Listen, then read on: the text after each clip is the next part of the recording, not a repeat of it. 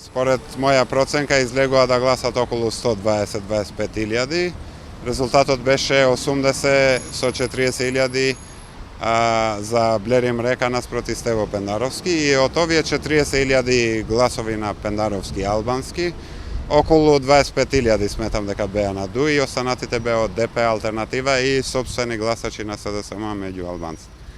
Сега да се претендира дека од 25 илјади ќе се искочи на 80, па дури на 150 илјади, мислам дека е смешно. Како прво, никој не може да се каже дека ги контролира гласачите, не може со нив да се тргува како да ги имате во джеп. Така да ја не очекувам дека од страна на, да речеме, симпатизанти на ДУИ ќе има повеќе од 40, еве да кажеме максимум 50 илјади гласови за Стево Пендаровски.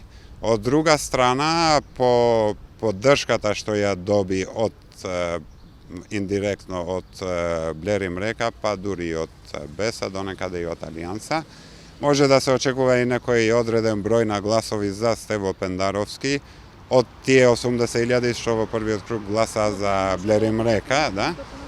Сакам да кажам дека ВМРО се уште не котира добро кај албанците, посебно од овие што се, така да речеме, опозицијски, кои што немаат ни историја на заедничко владење како што имат ДУИ.